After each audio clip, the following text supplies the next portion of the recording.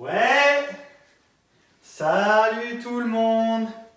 Bienvenue à tous, c'est Price. Merci à tous d'être là pour cette nouvelle vidéo aujourd'hui les amis. Notre sujet de controverse préféré dans le milieu Pokémon. Aujourd'hui, on va parler les amis de PCA, PSA et Beckett, toutes les entreprises de certification qui existent aujourd'hui. J'ai déjà fait une vidéo sur pourquoi l'intérêt d'envoyer des cartes chez les entreprises de certification. Et donc je vous invite à la regarder avant de regarder celle-ci. Je vous mettrai le lien dans la description. Mais donc on va faire un très rappel, un bref rappel de ce qui a été dit dans l'ancienne vidéo. Mais globalement, l'intérêt pour des collectionneurs d'envoyer des cartes à la certification, c'est avant tout de protéger ces cartes. Et oui, c'est pour moi une des premières raisons. Et deuxièmement, de statuer sur un état, c'est-à-dire que votre carte doit répondre à certains de vos standards de collection. Et lorsque vous êtes collectionneur comme moi, vous avez envie toujours d'avoir des cartes qui ont des 9 et plus, 10 étant une note qui est forcément très intéressante, mais vous allez voir, c'est difficile d'obtenir ce genre de note. Allez les amis, on commence tout de suite cette vidéo avec le mot dont il ne faut pas prononcer les lettres ici. PCA, je rigole un petit peu, mais pour ceux qui sont sur les groupes Facebook et tout, vous voyez de quoi je parle. Et ici, on a une case PSA. Donc, ça vous permet de voir un petit peu la différence entre les deux. J'ai pris les premières que j'avais sous la main. Donc, vous avez à gauche la case PSA et à votre droite la case PCA. Donc là, qu'est-ce qu'on peut dire déjà premièrement lorsque vous faites de la gradation pour protéger vos cartes? Premièrement, esthétiquement, je pense que la comparaison n'est pas à faire. Je pense que très clairement, la case PCA est beaucoup plus belle. Dites-moi dans les commentaires ce que vous en pensez. Mais premièrement, première chose, la case PCA beaucoup plus design, beaucoup plus fine, beaucoup plus belle. On voit tout de suite la case PCA qui est beaucoup plus petite. On ne la voit pas si je la mets derrière, alors que si on fait l'inverse, on voit la case PSA devant. Donc voilà, déjà première chose, l'attribut physique. Lorsque vous choisissez une entreprise de gradation, vous devez également prendre en compte le produit, parce qu'à la fin, ce n'est plus une carte, c'est vraiment un produit. La certification offre un service qui transforme votre carte en un produit. Vous achetez la certification, donc vous avez un résultat tangible devant les yeux, avec une étiquette, une case, un plastique, des qualités différentes, un matériel, une place, un volume dans l'espace aussi, avec une case PSA qui est beaucoup plus imposante. J'ai pas de case BGS là, je vous ai noté là. Je vous ai noté BGS, j'ai pas de case BGS sous la main, j'en aurai bientôt une. Mais pour le moment, on va se contenter de ces deux petites pépites que j'ai trouvées sous ma main.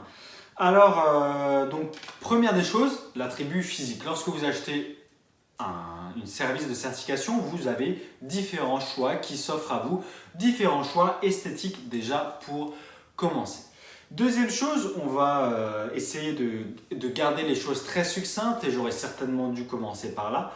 Qu'est-ce qu'offrent ces entreprises? Les entreprises offrent un service de certification. Qu'est-ce qu'elles certifient? Elles certifient des cartes et des cartes Pokémon. Mais oui, mais malheureusement, des cartes Pokémon, il y en a dans toutes les langues, il y en a de toutes les sortes. Il y a des japonaises, des anglaises, des allemandes, des italiennes, des espagnoles, des françaises. Et la question, elle est vite répondue lorsqu'il s'agit de PSA. PSA ne grade pas les cartes qui sont dans un langage différent. Ça, c'est le premier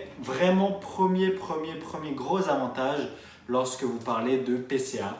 PCA grade tous les langages existants et ne fait pas de distinction entre les différents sets, entre les différentes langues. Donc ça, c'est déjà quelque chose qui est à noter. J'ai fait un petit peu d'humour, un petit peu de dérision sur les 3 lettres qu'il ne faut pas prononcer, PCA. PCA est vraiment très controversé ici en France pour le moment. Dans quelques années, on aura tous oublié. Mais pour le moment, ça l'est, donc il faut faire avec. Et si je vous dis ça, c'est parce qu'il y a beaucoup de détracteurs. Voilà, beaucoup de détracteurs qui sont anti-PCA quoi qu'il arrive, ou anti-Beckett ou anti-PSA si vous allez aux États-Unis. Je vous conseille un forum qui s'appelle eFor de SM Pratt, le fondateur qui a aussi une chaîne YouTube SM Pratt, donc je vous invite à regarder ce qu'il fait. Mais globalement, vous avez la même chose en France, PCA, un sujet de controverse, les gens n'aiment pas PCA. Et première des choses, premier point en avantage PCA, donc PCA 1, PSA 0, on peut même dire 2-0 pour le moment grâce pour moi la qualité esthétique. Mais première des choses, les cartes françaises globalement ne sont gradables que chez PCA et non chez PSA. Donc vous n'avez même pas le choix en fait. La question elle est vite répondue comme je vous ai dit. Si vous avez envie de grader vos cartes, il n'y a pas le choix. Ce sont des françaises. Vous devez aller chez PCA. Ça, je pense que c'est déjà fondamental de poser ses bases. Déjà là, c'est lourd, c'est léger, c'est professionnel, c'est carré. Deuxième des choses, PSA grade des cartes françaises, mais uniquement les cartes du set de base. J'aurais certainement dû prendre une case PSA set de base, quoique je crois que j'en ai pas, je crois, sous la main. Mais bon, bref. Tout ça pour vous dire que PSA ne grade que les cartes set de base de toutes les langues, ce qui leur simplifie certainement leur process. Et donc, ils ont un stock important de cartes françaises sous PSA du set de base et majoritairement en édition 1. Ce que je veux dire par là, c'est que PSA est quand même une valeur très forte. Pour le moment, il y a 2-0 pour le petit outsider français, mais ça me fait penser à des matchs de la Coupe du Monde. Pour ceux qui ont suivi la Coupe du Monde 2018, Belgique, Japon, 2-0 pour le moment pour le Japon, mais c'est pas fini. Et donc PSA pour le moment, il n'y a pas grand chose lorsqu'on regarde comme ça. Bon, la caisse elle est pas belle, l'étiquette elle est rouge comme ça, c'est pas top, même le derrière c'est pas ouf. Mais le plus gros avantage de PSA, c'est la plus-value à la note. Pour expliquer ce phénomène, et on va essayer de remettre un petit coup de Beckett BGS dans la conversation. Je vais vous mettre une image à quoi ressemble la case Beckett et on va donner des notes à chaque fois à chacune de ces petites entreprises de certification. Pour le moment, il y a 2-0 pour PCA. Et pour Beckett, c'est la même chose. Une case qui n'est pas très esthétique, quoique plus que PSA, qui s'approche plus du modèle de PCA dans la taille de PSA, c'est-à-dire que vous allez voir, je vais vous mettre une photo. Beckett, c'est assez gros, mais c'est quand même sympa. Et deuxième chose, Beckett grade toutes les cartes, donc on va dire un point pour Beckett. Bon, une fois qu'on a dit ces petites choses-là, je vais continuer un petit peu sur le sujet de PSA et pourquoi est-ce que j'ai essayé de mettre un petit peu plus Beckett dans le domaine. C'est parce que ce sont des entreprises qui sont beaucoup plus reconnues et beaucoup plus âgées que PCA dans le domaine, pour le moment. PSA a plus d'une vingtaine d'années, voire une trentaine d'années d'expérience dans les cartes Pokémon. Beckett, presque autant, une vingtaine, une grosse dizaine d'années, on va dire, dans les cartes Pokémon. Et si je vous dis ça, c'est parce que lorsque vous gradez des cartes chez PSA françaises du set de base, il y a une plus-value qui est plus importante que lorsque vous les faites grader chez PCA. Soit dit en passant, ça dépend de la note. Et surtout, ça dépend des grosses notes. Il y a vraiment une pierre angulaire du Pokémon dans la gradation, ce sont ce qu'on appelle les PSA 10. Là, vous voyez ce Dragonair, Erika's Dragonair Mint. Vous le voyez en haut ici, je ne peux pas dire de bêtises, Mint, 9 Mint. Donc chez PSA, vous avez une échelle de gradation qui est assez intéressante, qui est assez binaire. Et pour vous expliquer pourquoi est-ce qu'il y a une vraie plus-value chez PSA en YG Card lorsque vous avez du set de base, c'est bien entendu pas pour le 8, pas pour le 7, pas pour le 6, ça n'a aucun intérêt. C'est pour le PSA 9 et le PSA 10, surtout pour le PSA 10. Une carte PSA 10 a une vraie forte valeur ajoutée dans le domaine de cartes Pokémon et c'est pour ça que PSA est très utilisé aujourd'hui à travers le monde et surtout pour les cartes anglaises, bien évidemment. C'est leur PCA à eux, c'est leur entreprise de certification, c'est anglais, c'est leur langage et c'est chez eux qu'ils gradent la plupart des cartes de tout leur set. Et donc, toutes les cartes PSA 10 ont vraiment, mais quand je parle d'une plus-value, une vraie forte plus-value, c'est vraiment de l'ordre de 4, 5, 6, voire 7 fois le prix d'une PSA 9. Ce qui n'est pas encore le cas d'une carte PCA. Et pourquoi ce n'est pas le cas d'une carte PCA? Parce que PCA s'est embêté avec une échelle de gradation multi-échelle, multi-note, c'est-à-dire que chez PCA, vous avez de 9 jusqu'à 10+. lorsque je vous parle de 9, c'est proche du 9, alors que chez PSA 9, c'est une carte neuve. PSA 9, c'est Mint. Mint, ça veut dire 9 en anglais. Alors que chez PCA, une carte 9, c'est une carte proche du 9. Et la première différence fondamentale que ça implique, c'est que lorsque vous gradez une carte chez PCA, vous avez 4 chances sur 10 d'obtenir le Graal qui est le 10 Plus Collector. 4 chances sur 10 parce que vous avez 10 Plus, vous avez PCA 10, vous avez PCA 9,5, PCA 9,5 qui veut dire carte neuve, donc le carte neuve serait l'équivalent du PSA 9. Et vous avez ensuite le PCA 9 qui est le proche du 9. Lorsque personnellement j'envoie des cartes Wizards, j'ai envie que mes cartes aient entre 9 et 10 plus. Alors que lorsque je les envoie chez PSA, j'ai envie que mes cartes aient entre 9 et 10. Vous voyez, vous commencez à comprendre les petites subtilités des différentes entreprises de certification.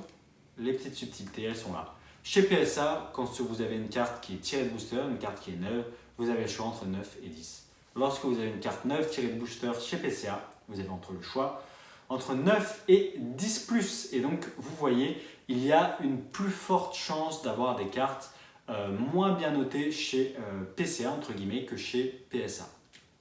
Voilà pourquoi est-ce qu'il y a vraiment des subtilités à comprendre. Et lorsqu'il s'agit de Beckett, c'est encore plus intéressant dans le sens où lorsque vous avez une carte et que vous décidez d'obtenir cet objet, lorsque vous décidez d'acheter le service de certification, il faut que vous compreniez ce qu'il se passe, il faut que vous preniez vraiment en compte toutes les petites notions que je suis en train de vous expliquer et ça va bien plus loin que l'aspect esthétique avec lequel j'ai fait la première comparaison.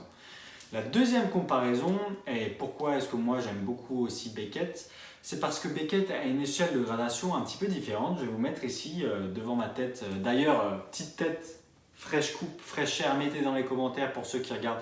On est déjà à 10 minutes de vidéo je pense, la moitié, 3/4 des gens ont déjà quitté la vidéo. Mais pour ceux qui sont là, mettez fraîche coupe, petite coupe, on est là, on est bien, on est frais. Ça fait du bien après le confinement. Mais donc pour retourner à nos Pikachu, Beckett, je n'ai pas malheureusement de case sous la main, j'ai des cartes qui sont chez eux qui devraient arriver bientôt. Mais c'est une entreprise qui a encore une autre échelle de certification, une autre échelle de gradation avec le 10 qui s'appelle le 10 Pristine. Le 10 Pristine, c'est la deuxième plus grosse note chez Beckett et vous avez en premier le Black Label, le 10 des 10, le 10 suprême, le 10 suprême de toute entreprise de gradation confondue puisque PCA a le 10+, mais c'est pas encore assez reconnu je pense. Donc vous avez Beckett, Black Label, le pinacle de toute carte Pokémon, toute édition confondue, le 10+, le 10 Black Label de chez Beckett BGS. Ensuite, vous avez le 10 Pristine, donc le 10 Pristine.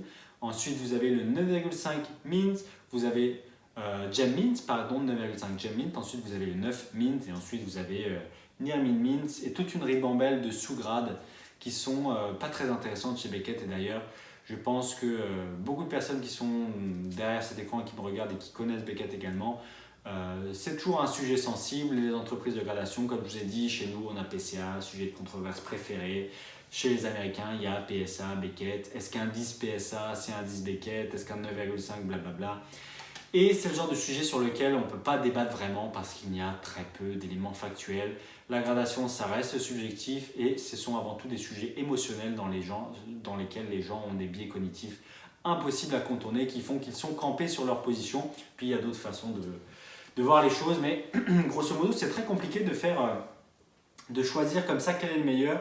Il faut vraiment toujours se poser la question, comme je vous l'ai dit, la carte que vous envoyez grader. Dans quelle entreprise de certification votre carte a les chances d'avoir la meilleure note? Et ça, c'est très important à comprendre. Lorsque vous avez une carte et que vous l'envoyez quelque part, au-delà du fait que par exemple chez PCA, la question est vite répondue, c'est de base only. Mais si vous envoyez des cartes normales dans d'autres entreprises de certification comme BGS ou PCA, vous devez comprendre quelle entreprise va donner le plus de valeur ajoutée à la carte que vous envoyez et non au boîtier, et non à l'apparence, et non à ce genre de choses. L'important, c'est la note. L'important, c'est où est-ce que je peux avoir la meilleure note. Et une fois qu'on a dit ça, je pense qu'il est plus intéressant de comparer cette fois-ci les échelles de notation, indépendamment de la gradation en elle-même, qui reste subjective. il faut toujours garder en tête les échelles de gradation de nous consommateurs. C'est la seule chose, la seule info factuelle tangible avec laquelle on peut composer. Donc, personnellement, je vais vous donner mon expérience personnelle cette fois-ci. Lorsque j'envoie des cartes chez PSA, ce sont uniquement des cartes françaises. La question elle est vite répondue.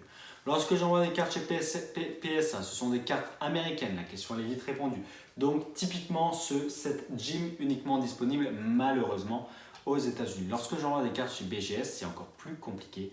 Lorsque j'envoie des cartes chez BGS, j'essaye vraiment de prendre en compte les différentes échelles de gradation. Et chez BGS, il y a une échelle de gradation qui est très intéressante. Ce sont les sous-grades. Dans une étiquette BGS, comme je vous l'ai montré juste à l'instant, il y a quelques temps, il y a des échelles de gradation. Il y a des notes spécifiques à chaque domaine de la gradation d'une carte. Chez BGS, il y a les notes de coin, il y a les notes d'arête, il y a les notes de centrage et il y a la note de surface. Et ces différentes notes sont très intéressantes à prendre en compte lorsque vous envoyez une carte parce que, par exemple, chez PCA et chez PSA, ces ordres de grandeur ne sont pas pris en compte. C'est-à-dire que, ou moins pris en compte, je vais encore me faire des ennemis, moins pris en compte. Chez PCA et chez PSA, c'est moins pris en compte. C'est-à-dire que si vous avez une carte qui a un énorme défaut de centrage, par exemple, c'est-à-dire que la carte part totalement ailleurs, il y a de fortes chances, aussi neuve que la carte puisse l'être, elle sera malheureusement bloquée au PSA 9. Alors que si vous l'envoyez chez PCA, la carte pourra avoir PCA 9,5 parce que le centrage a une importance dans la notation PCA qu'à partir du PCA 10. Donc le PCA 9,5 peut avoir un très gros défaut de centrage, alors que chez PSA, vous êtes bloqué au 9. Donc vous voyez déjà, rien qu'à cause d'un défaut de centrage, vous pouvez avoir un intérêt à garder la carte chez PCA, puisque 9,5 dans l'inconscient du consommateur est plus important que 9. Ensuite, lorsqu'il y a une carte qui est envoyée chez BGS, chez Beckett, il n'y a pas que le centrage qui est à prendre en compte. Une carte peut avoir un très mauvais centrage et donc obtenir un 8 chez BGS, mais peut avoir un 10 parce qu'elle est neuve dans toutes les autres catégories, ce qui vous donne un BGS 9,5 malgré tout. Et là, on parle encore d'autre chose. Un PCA 9,5, c'est intéressant, mais un BGS 9,5, c'est encore plus intéressant. Donc, il faut vraiment prendre en compte toutes ces variables. C'est toujours pareil, malheureusement, désolé de vous le dire, c'est plus compliqué qu'acheter des cartes et les revendre. C'est plus compliqué qu'envoyer une carte les yeux fermés dans une entreprise de certification ou une autre. Il faut toujours, en tant que client, faire son travail, faire ces 3-4D, là, diligence, travaux dirigés, je sais pas quoi, recherche, etc. Il faut s'informer en tant que consommateur. Il faut choisir quelle est la meilleure alternative pour vous. Et donc, on arrive à la fin de cette vidéo dans laquelle j'espère que vous avez compris un petit peu plus en profondeur à quoi servent les entreprises de certification. Et on peut dire que la comparaison vient beaucoup plus loin qu'un simple 1-0, 2-0 pour l'apparence et pour la taille dans l'espace de ces différents objets et leur esthétisme. Il y a vraiment toute une logique à obtenir, à comprendre en fonction des différentes entreprises de certification que vous utilisez.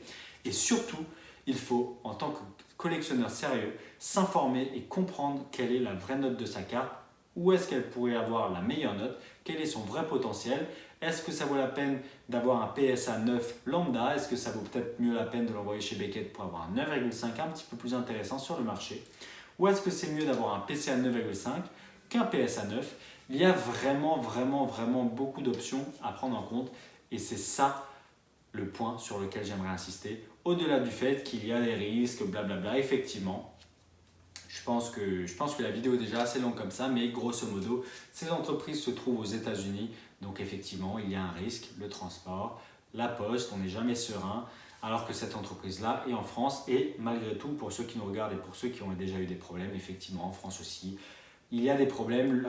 Le fait d'envoyer sa carte par la poste, de toute façon, cause une externalité, c'est-à-dire un domaine sur lequel on n'a pas d'emprise propre et dans lequel il y a des risques. On ne peut pas forcément anticiper, donc c'est toujours aussi à prendre en compte. Il faut savoir que lorsque vous aurez une carte chez PSA, vous regardez à des échéances de temps avant de recevoir sa carte, donc du jour où vous l'envoyez jusqu'au jour où vous la recevez, de 3 mois et plus. Chez Beckett, c'est pareil, un mois, on va dire entre 1 mois et 2 mois. Et chez PCA, c'est à vous de voir, ça va entre 2 jours, il me semble, et 30 jours. Donc vous voyez, il y a vraiment plein d'aspects à prendre en compte, sans parler des pertes, de la poste, etc. Je ne vais pas m'avancer plus loin. C'était une introduction aux différents services de gradation. J'espère que ça vous aura été utile. N'hésitez pas à me dire ce que vous en pensez. Jusque là, dites-moi qui a regardé. N'oubliez pas, Discord, la petite communauté qui grandit, c'est grâce à vous. Merci pour votre temps précieux. Merci de regarder mes vidéos. Merci de faire grandir cette communauté. J'ai envie de faire une communauté vraiment particulière où vous avez avant tout la parole, où on crée une sorte de petite communauté de Pikachu. On peut tous s'entraider dans nos différents objectifs et Discord est là pour ça. Donc n'hésitez pas, commentez, partagez, dites-moi ce que vous en avez pensé. En attendant, on va se laisser là. On se dit à la prochaine. Bye bye!